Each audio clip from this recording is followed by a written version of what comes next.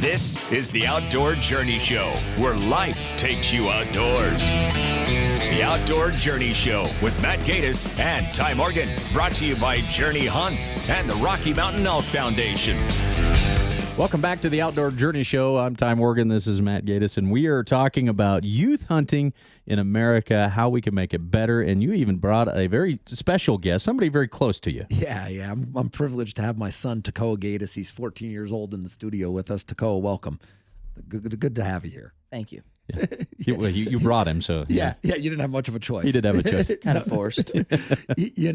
We're talking about youth hunting, and the reason I brought Takoa into the studio is because he's been brought up in this culture, in this mindset, and in this venue. You know, I remember the very first time at 2 years of age, my wife thought I was crazy, but at 2 years of age, I took Takoa up scouting into a tree stand with me about 12, 14 feet high in Pennsylvania in the hardwoods.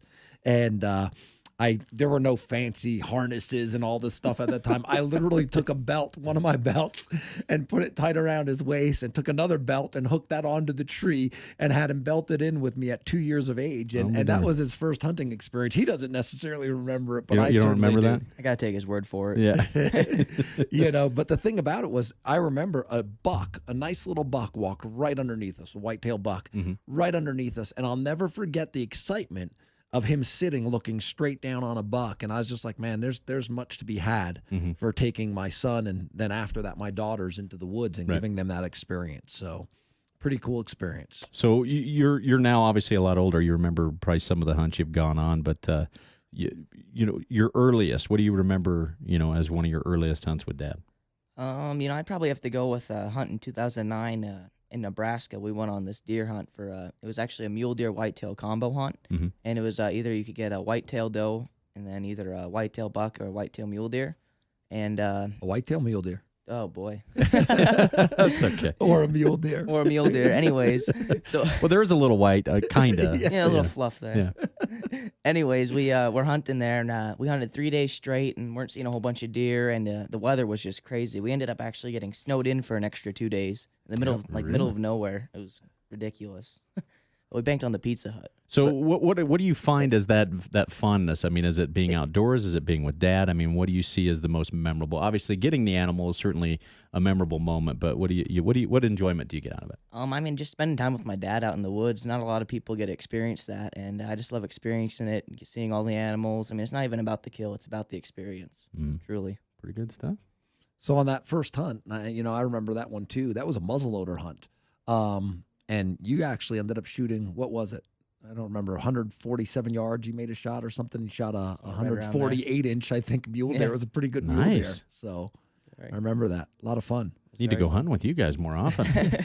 Well, we hunted hard on that. That weather was bad. It was not a great, and we didn't know. First time we were ever in Nebraska. You know, we were hunting blind on public land, and actually made a relationship of a friend from here, who we've had on the show, Dennis True, who we've had on the show talking about rifle and marksmanship stuff. Oh, okay. Yeah. Dennis hooked us up with a guy there who then got us onto some great private property, and that's where Takoa ended up getting to shoot that mule deer.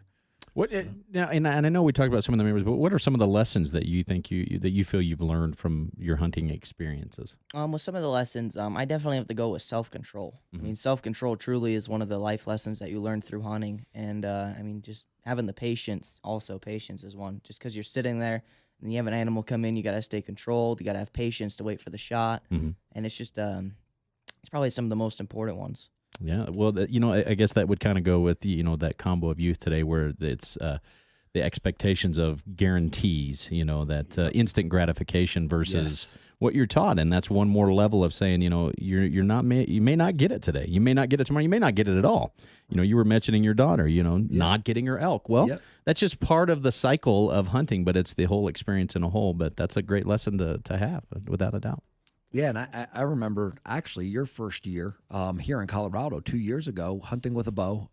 Obviously, we love shooting bows and, just love being out there in archery season because it's just such a beautiful time of year. But I remember you passed up a couple small 4x4s your first year out with a bow, and I was like, Takoa, what are you doing, man? You're crazy. And you were convinced that you wanted to shoot a large buck, with your bow. And you can't shoot a large buck if you shoot small ones, but you ended up shooting a doe that year, if I remember. Yeah, shot doe on the last night. Yep. Yep. So again, that's that You concept of pass patience. up. Sometimes you just gotta, you gotta hope for the best, and you may not always get what you want. So that's all right, though. That's cool, though, that we're still excited about what you got, though. Definitely. I still got the experience to be out in the woods with my dad. There So you it was go. definitely worth it. Now, I'm looking here. You had quite a successful early career in hunting. Tell us a little bit about that. I mean, I'm pro staff for our company, Journey Hunts. We book hunts all over the world. If you ever want to hunt, come to Journey Hunts and shoot Pay for. him to say that? You pay him? Yeah, no, that's good. That's good. You guys practice on the way over here. No, and shot a whole bunch of animals. I get to go to Africa almost once a year now, and it's just truly fun and get to hunt a lot of animals all over the world. Very cool. What about some of the disciplines you've learned? You mentioned the one is patience and things like that. What are some other disciplines you might have learned?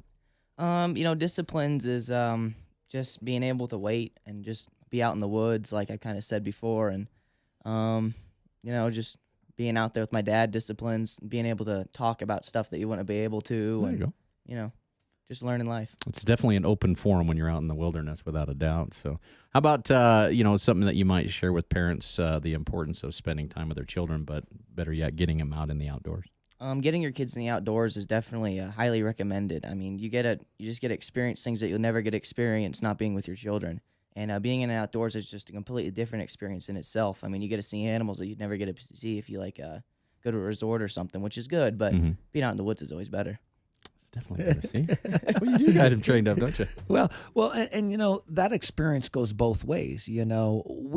Because we spend so much time, in the woods together, there's a lot of time to talk about the difficulties, the struggles, and the good of life. And we share more probably sitting in the woods than we do when we're in our home, when we're sitting out there, because you have no interruptions. You have nothing. No distractions. Exactly, and so we do that. I'm just coming off of a week with my daughter, 5 days with my daughter, hunted 5 straight days with Bailey.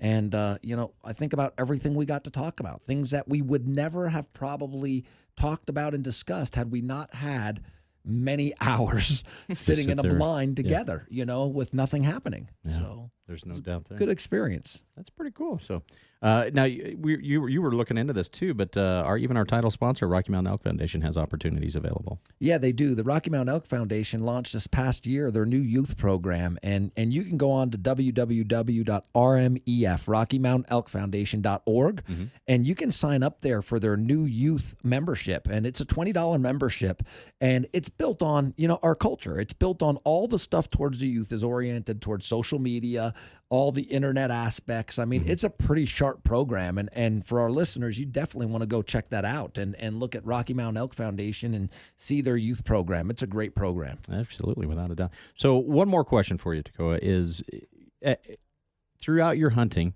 there's that one buck that you may have missed. Do you have that, because we all have that one, man, I missed that one. I'm going to find a way to get back to that area again. Do you have a story like that yet? Not quite yet. I mean, you're hoping for one, though. I'm not really. No? Preferably would hit it. Yeah. But actually, this past year I did miss a buck. I missed a big 2x3. It's a freak buck. He has a big, just a huge 2x3. He's wide and tall, but he's thin still. And I actually missed him off my front porch. Oh, wow. 40 yards. That's what happens when you live in the middle of nowhere. That's true. That is very true. So certainly, you've got that infamous buck now that is going to be on your target for a few years. It's like, every year if you spot him, now you might just gain that respect and never even shoot him. For sure. Yeah. One of the things we do when we're out there too is we catch everything on either in photography or in videography and try and catch our hunts and build memories. So if you don't have a GoPro right now, I suggest that you go out and get a GoPro Hero 4, the newest GoPro that was just released a couple weeks ago. So check that out online. Well, it was a privilege today having Tekoa Gatis, my son, in the studio. And Tekoa, thanks for coming in and spending time with us. I appreciate that. Youth hunting. Folks, get your kids out in the woods. Get them in the outdoors. Ty Morgan, Matt Gatis, The Outdoor Journey Show, where life takes you outdoors. This is The Outdoor Journey Show, where life takes you outdoors.